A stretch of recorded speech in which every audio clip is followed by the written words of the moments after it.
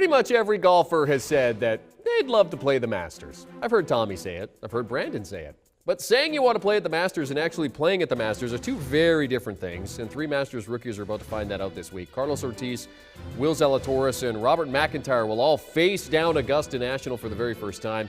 Each will be hoping for a good start to put them in position to perhaps get to the third round on Saturday, or maybe even the final round on Sunday. Naturally, the trio all facing long odds to win. Ortiz and McIntyre plus 12,500. But maybe worth a flyer on your FanDuel or DraftKings lineup. Zalatoris, the most expensive of the bunch at $7,300 or $9,200, depending on where you play. Ortiz and McIntyre will cost you just over $6,000 on DraftKings and just over $8,000 on FanDuel. And for more on the rookies and a few other things, we now welcome in CBS Sports HQ golf analyst and veteran, Doug Bell. Now, Doug, you have more experience at Augusta than the three guys I mentioned, albeit in a different way, but you know what the weekend does to a man. What do these three guys need to be prepared for when they tee off on Thursday? Well, Jeremy, there's a reason that Fuzzy Zoeller is the only rookie to win the Masters. That was 1979. I mean, it's so incredibly difficult to compete there for the very first time. Although I will say in November, Sung J M playing for the first time finished second to Dustin Johnson. That's an anomaly.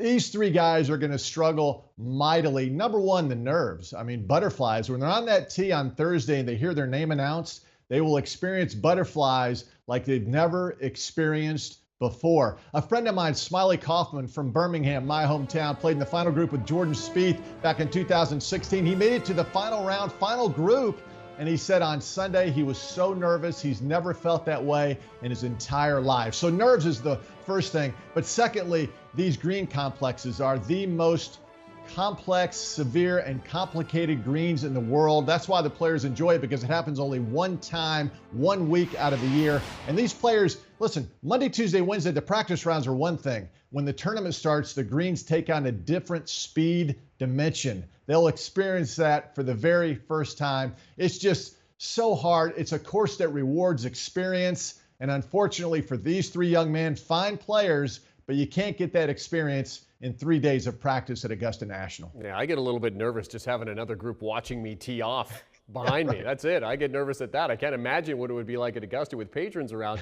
To be the best, you have to beat the best. And coming into the 85th edition, Justin Johnson is the best, and also he's the defending champion. Doug, who in this field of veteran players has the best shot at dethroning DJ as Masters champion?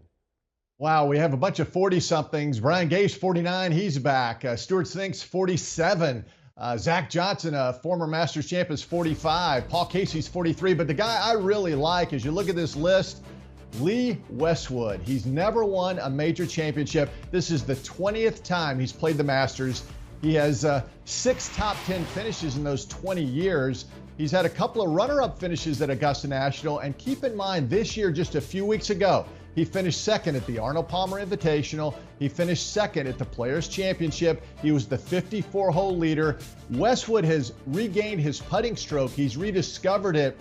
His fiancée, Helen Story, is his caddy. They formed a really, really nice team. You know, he's never won a major. He's still considered one of the great players in European golf history. And sometimes at Augusta National, the golf gods, which are there in full force, sometimes they smile on players.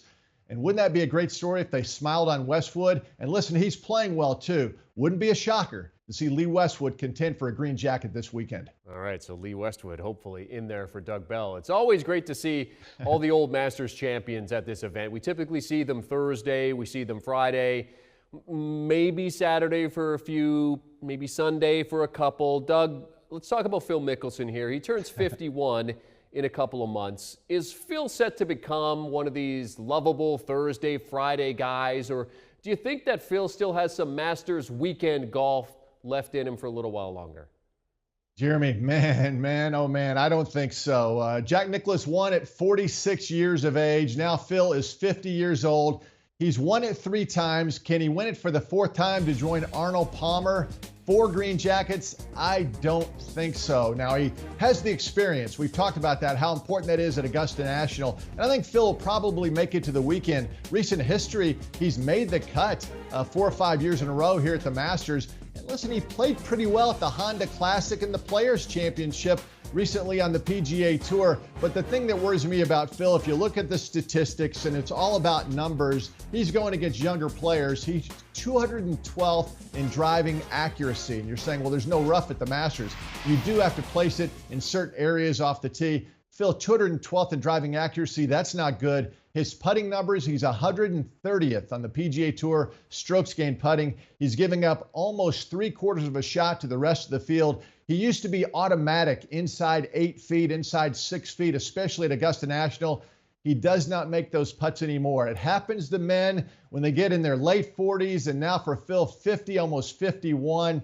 I think Phil's going to make it into the weekend, but to think he's going to contend and win a green jacket for the 4th time, I think that would be the longest of long shots. And a guy who's going to have some insight on that later today here on CBS Sports HQ, his former caddy, Bones McKay, will be joining us. Doug Bell, great stuff as always, our CBS Sports HQ golf analyst. And CBS Sports HQ and Paramount Plus are your digital homes for everything Masters related. We'll have the lead up in the weekend coverage here on HQ. As mentioned, Bones McKay coming up later today.